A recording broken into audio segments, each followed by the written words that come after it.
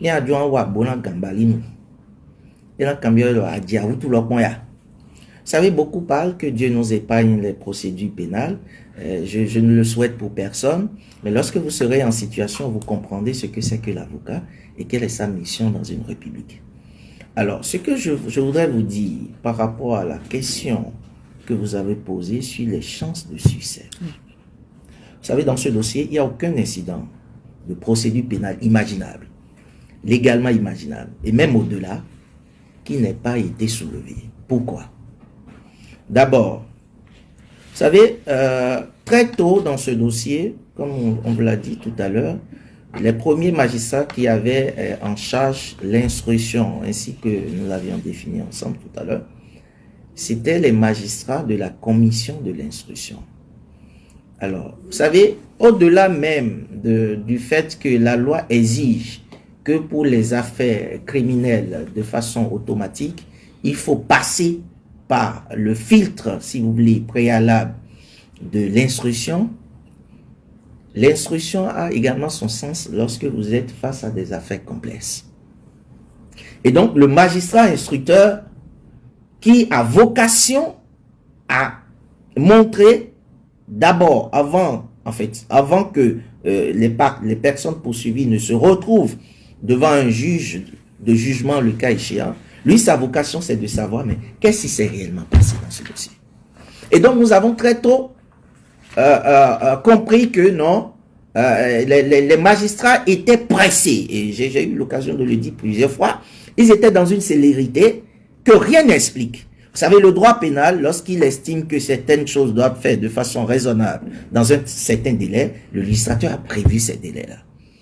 Et lorsqu'il estime que non, on ne peut pas prévoir de délai parce que tout serait question de la contexture de chaque cas d'espèce, il n'en prévoit pas. Et il laisse l'appréciation au juge. Mais très tôt, nous avons compris que ce qui devait être, l'impression qu'on devait avoir d'être devant une juridiction impartiale, mue par la recherche ou la quête de la vérité, on avait compris que c'était tout autre chose. Alors, lorsque les magistrats nous ont communiqué le dossier, vous savez, la loi prévoit que lorsqu'ils estiment avoir fini l'instruction, il va falloir qu'ils communiquent le dossier aux avocats et les avocats ont le droit de demander des mesures d'instruction complémentaires.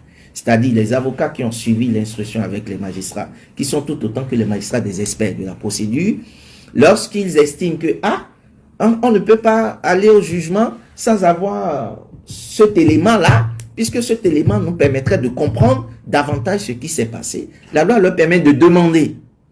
Et la loi oblige le magistrat à rendre une décision pour trancher la demande. Et donc, très tôt, il y a eu dans ce dossier des demandes d'instruction complémentaires que les avocats ont soumis au juge d'instruction. Mais c'est extraordinaire, hein? Vous allez voir que... Ils n'ont pas connu de suite, c'est ça? Aucune suite. Et quand je dis suite, c'est sous deux rapports. D'abord, rejet. Il y en a qui ont été... En fait, tout a été rejeté. Pour ceux sur lesquels, parlons de demandes sur lesquelles les magistrats ont statué, ils ont tout rejeté. Mais ils ont rejeté des demandes au point où vous allez vous demander, mais je vous donne un exemple. Il y a un monsieur dont vous aurez l'occasion d'entendre son nom le mardi. Ils sont des co-accusés? Non. Ok. Son nom a été cité plusieurs fois dans le dossier. Plusieurs fois dans le dossier. Mais ce monsieur, comment vous pouvez imaginer que nous sommes en train de parler de complot. Et qui dit complot, peut-être on aura l'occasion de revenir là-dessus, dit résolution entre plusieurs personnes. Résolution, ça dit il n'y a pas de complot avec soi-même. Vous déployez le complot avec d'autres individus. Bien sûr. Et donc vous ne pouvez pas comprendre que des personnes dont les noms ont été cités à plusieurs reprises dans le dossier ne puissent pas être au moins entendus pour dire, mais vous là, on a dit que vous aviez fait ceci, vous aviez fait cela. Les aviez-vous fait réellement? Mais je vous dis, ça dit, tout juge d'instruction, en fait le juge d'instruction, ça dit quand il voit ça, il ne réfléchit même pas. Parce que lui, son rôle, ce n'est pas de prendre parti, de dire, puisqu'il ne connaît pas la personne. Donc son rôle, c'est d'appeler toutes les personnes.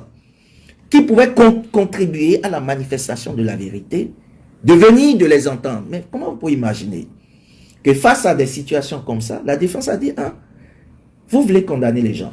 Vous dites que les gens ont fait ceci, ont fait cela. Voilà qu'il y a des personnes qui sont là et qu'on dit avoir été en rapport avec des gens et qui auraient manipulé de l'argent. Puisqu'il s'agit d'argent, tout tourne autour de l'argent et peut-être nous aurons l'occasion de revenir là-dessus. Mais comment vous pouvez comprendre que s'il était vrai que nous étions dans une procédure normale où il faut aller chercher, mais qu'est-ce qui s'est passé? Parce que je l'ai dit, et Madame Rouillon, je vous en prie, il ne faut pas que les gens comprennent que vous pouvez être poursuivi et ne pas être coupable.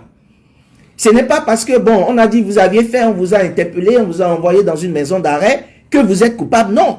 Et c'est d'ailleurs pourquoi la présomption d'innocence, il est capital et elle est même une